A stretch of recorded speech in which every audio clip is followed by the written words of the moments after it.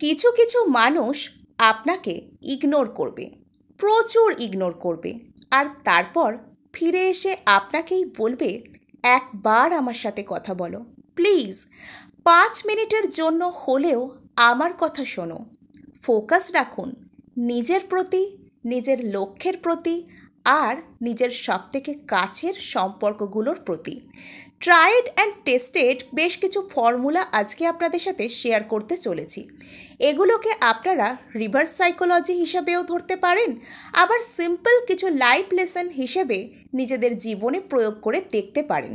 আর দেখবেন যে পরিস্থিতি টোটালি আপনার হাতের বাইরে ছিল, সেটার রিমোট কন্ট্রোল আপনারই হাতে এসে গিয়েছে।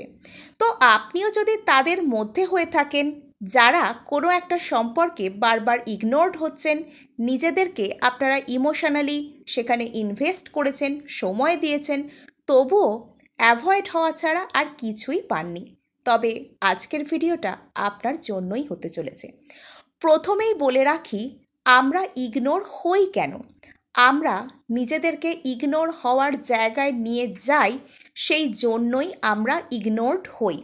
আপনি ইগনোরড হওয়া বন্ধ করে দিন, দেখবেন সামনের মানুষটির যা কিছু স্ট্রেংথ ছিল সেটা পুরোপুরি ধরাশায়ী এই মাটিতে আপনার পায়ের সামনে পড়ে রয়েছে।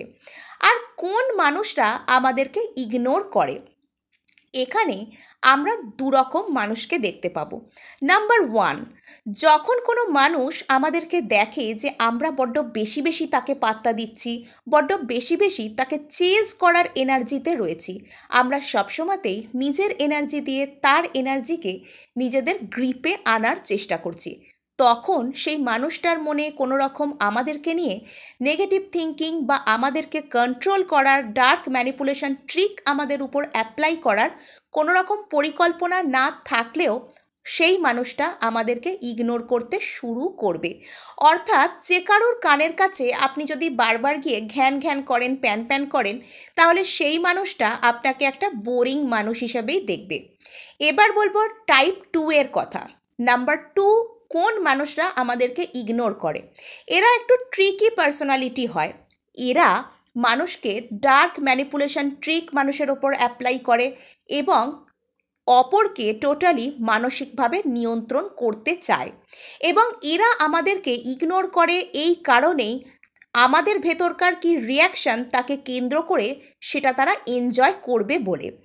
আমরা যখন তার জন্য পাগলামি করি, তার জন্য ভালনারেবল হই, তাকে বারবার মেসেজ করি যে কেন তুমি আমার কথা ভুলে গেছো, কেন তুমি আমাকে মেসেজ করছো না, কেন তুমি আমাকে ছেড়ে গেছো, এই ধরনের কথাবার্তাগুলো আমরা যখন তাকে বারবার বলি, তখন সে নিজেকে একটা বেশ খুব উচ্চ জায়গায়, বেশ একটা সেলিব্রিটি ভাব তার মধ্যে আসে, সেই বিষয়টাকে এনজয় করে যে কেউ তো একজন আছে, বা আমার মধ্যে এমন স্পেশাল জিনিস আছে যে কেউ আমার জন্য এই ধরনের পাগলামি করছে। এই বিষয়টা তাকে স্যাটিসফাই করে, তার ইগোকে স্যাটিসফাই করে। নেক্সট আমি বলবো এক্ষেত্রে আপনাদের কি করণীয়। প্রথম কথা, তাকে ওই সেলিব্রিটির আসন বা ভগবানের আসন, আপনাদের মনে যে সবথেকে উঁচু আসনে আপনারা তাকে বসিয়েছেন, সেখান থেকে তাকে নামিয়ে আনুন। সে অন্য কেউ নয়, আমার আপনার মতোই একজন সাধারণ মানুষ। সে কোনো সেলিব্রিটি নয় যে তার পিছনে সাধারণ জনতা সর্বদা পাগলামি করবে, তার কথা ভাববে, তার পিছন পিছন দৌড়বে, তাকে চেজ করবে, তার একটা একটা আপডেটের জন্য তারা নিজেদের সময় বরবাদ করবে। কোনো সেলিব্রিটি মানুষ সে নয়, সে আপনারই মতন আমারই মতন একজন সাধারণ মানুষ। নেক্সট আমি বলবো, এতদিন ধরে যে অ্যাটেনশন তাকে দিচ্ছিলেন, এবার একটু একটু করে সেই অ্যাটেনশনটা নিজের দিকে দিন। আপনার এই মুহূর্তে জীবনের অবস্থা কীরকম? আপনার কি হেলথ ঠিক রয়েছে? আপনি ভবিষ্যতে কি পরিকল্পনা নিয়েছেন নিজেকে নিয়ে? আপনার লক্ষ্য কি? আপনি কোন লক্ষ্যমাত্রা পূরণ করতে পারলে নিজেকে সফল বলে মনে করবেন? দেখুন, কারোর ওয়াইফ বা কারোর হাজব্যান্ড হয়ে যাওয়াটা শুধুমাত্র তো আমাদের জীবনের লক্ষ্য হতে পারে না। আমাদের পিতামাতা বহু কষ্ট করে আমাদেরকে বড় করেছেন, তাই তাদের একজন সফল সন্তান হিসেবে প্রতিষ্ঠা করা এই পৃথিবীর বুকে নিজেদেরকে প্রত্যেকেরই আমাদের অবশ্য কর্তব্য। আমরা কারোর শুধুমাত্র হাজব্যান্ড বা ওয়াইফ হয়ে কিছু খুব বড় কিছু অ্যাচিভ করতে পারবো না। এবং কোনো খুব বড় জিনিস জীবনে অ্যাচিভ করার পূর্বে আমরা যদি নিজেদের লাইফে কাউকে আনি বা আনার চেষ্টা করি, তাহলে অপর মানুষটা আমাদের ভ্যালু বুঝবে না। আর বুঝলেও সেই যে মধুরতা, সেই যে স্পার্ক, সেই যে চার্ম সম্পর্কের মধ্যে অর্থ ছাড়া, সাফল্য ছাড়া সেটা খুব বেশি দিন ধরা থাকবে না। নেক্সট আমি আপনাদেরকে বলে নেব যে এই রিভার্স সাইকোলজি শুধুমাত্র কাউকে দেখিয়ে দেখিয়ে আপনারা করতে পারবেন না, এটাকে আপনাদের মনে প্রাণে বাঁচতে হবে। অর্থাৎ আজকে আমি আপনাকে বললাম যে অমুক আপনাকে মেসেজ করছে না, আপনি তাকে মেসেজ করবেন না, কিন্তু আপনি বসে বসে শুধুমাত্র তার কথাই ভাবছেন।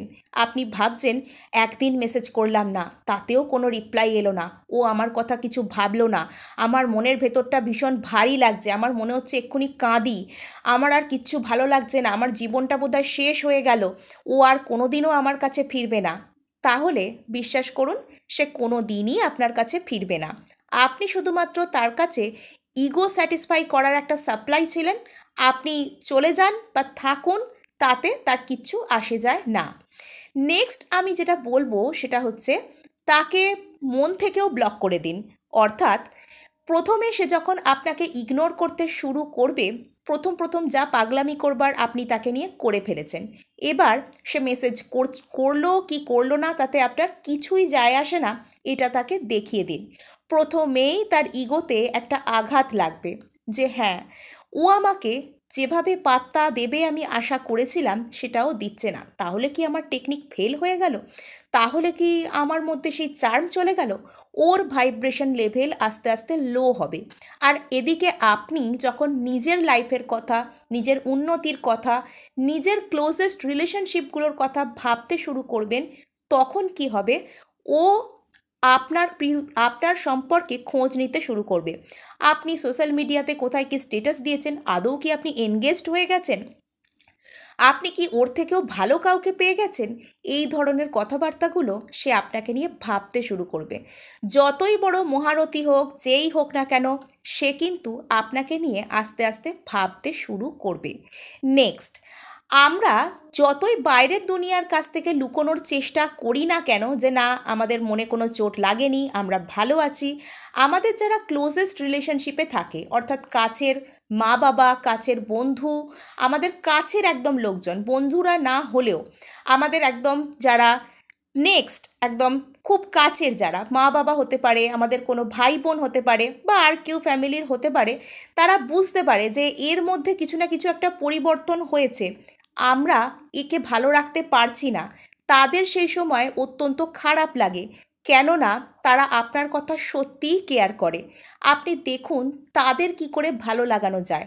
অর্থাৎ আপনাকে তাদের জন্য কিছু করতে হবে না, আপনি নিজেকে ভালো রাখুন। আপনি নিজেকে ভালো রাখলে দেখবেন আপনার সবথেকে কাছের মানুষরা আপনাকে দেখে শান্তি পাচ্ছে, আপনাকে দেখে তাদের ভালো লাগছে। এর পরবর্তীতে যেটা আমি বলবো সেটা হচ্ছে শুধুমাত্র একটি ব্যক্তিকে নিজের জীবনের সবথেকে সেন্টার অফ অ্যাটেনশন বানানোর চেষ্টা করবেন না। কোনো একজন ব্যক্তি সে বদলে যেতেই পারে, আমরা কি বদলে যাই না কখনো কখনো? তো সেই ব্যক্তিটাও বদলাতে পারে। সেই ব্যক্তিটা আপনার থেকে অ্যাটেনশন পেয়ে পেয়ে পেয়ে পেয়ে তার মধ্যে একটা এমন ভাব আসবে যে এত অ্যাটেনশন, তো এত ভালোবাসা আমার ঘরে তো রাখবার জায়গা নেই, আমি এটা কাকে গিয়ে দেবো? থার্ড পার্টি এসে যাওয়ার চান্সেসও এখানে আপনারা নিজেরাই ক্রিয়েট করলেন। নিজের থেকে ওপরে কখনো কোনো ব্যক্তিকে বসাবেন না।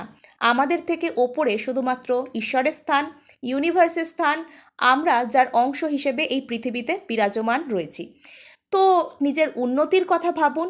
ভগবান আমাদের মধ্যে অনেক কোয়ালিটি দিয়েছেন, যেগুলোতে আমরা যদি ফোকাস করি, যেগুলোকে আমরা যদি নিজের মধ্যে থেকে এক্সপ্লোর করি, চিনতে পারি, সেগুলোর উপর কাজ করি, তাহলে ঈশ্বরও আমাদের উপর খুশি হন। তিনি আমাদের মধ্যে অনেক সম্ভাবনাকে দেখতে পান। নেক্সট আমি বলে নেব, নিজের মধ্যে যাবতীয় যা কিছু কষ্ট হচ্ছে, যে অমুক আমাকে মেসেজ করছে না, আমি মেসেজ করছি বলেও আমাকে মেসেজ করতো, এখন যদি করা বন্ধ করে দিই ও আর করবে না, তাহলে আমি কি করব? এই ধরনের যে কষ্ট হচ্ছে আপনার মধ্যে, এই কষ্টটাকে কোনো সৃষ্টিশীল কাজের মাধ্যমে বের করে আনুন। ভালো ছবি আঁকতে পারেন, ছবি আঁকুন। নাচ করতে পারেন, নাচ প্র্যাকটিস করুন। বিভিন্ন জায়গা থেকে বিভিন্ন রকমের ড্যান্স ফর্ম আপনারা তুলতে পারেন। বর্তমানে ইউটিউব বা সোশ্যাল মিডিয়ার বিভিন্ন জায়গাতেও ডান্স ফর্ম চাইলে ঘরে বসেই শেখা যায়। সেই সমস্ত দিকে নিজের কোয়ালিটিকে এনহ্যান্স করার জায়গা করুন। আপনার এই মুহূর্তে শরীরের অবস্থা কীরকম? আপনি ফিট থাকতে চান? যোগা করুন, জিম জয়েন করুন, বা নিজেকে মেডিটেশন করার মাধ্যমে শান্ত রাখুন, নিজের সাবকনসিয়াসকে রিপ্রোগ্রাম করুন। আর দেখুন কিভাবে ছোট্ট ছোট্ট ম্যাজিক আপনাদের জীবনে আসতে থাকে। যত বেশি আমরা সৃষ্টিশীল কাজের সাথে যুক্ত হই, যত বেশি আমরা আলফা স্টেট অফ মাইন্ড থেকে বিলং করি, তত আমাদের ম্যানিফেস্টেশন পাওয়ার বলুন বা জীবনে ছোট ছোট মিরাকেল ঘটনার ক্ষমতা বলুন, সেগুলো বৃদ্ধি পায়। আশা করি আপনাদেরকে বোঝাতে পেরেছি কি বলতে চাইছি। তো এগুলোকে অ্যাপ্লাই আপনারা করে দেখুন, আর অবশ্যই অবশ্যই সেলফ লাভের মধ্যে থাকুন। আপনি জানবেন যে আপনি ভালো থাকলে, আপনি যদি নিজেকে ভালো রাখতে পারেন, আপনাকে দেখে আপনার ফ্যামিলির মানুষজনেরা ভালো থাকবে। আপনাকে দেখে সৃষ্টিকর্তাও ওপর থেকে হাসবেন যে হ্যাঁ, একজন ভালো মানুষকে আমি সৃষ্টি করতে পেরেছি। তো আজকে এটুকুই, দেখা হচ্ছে নেক্সট ভিডিওয়ে। ধন্যবাদ।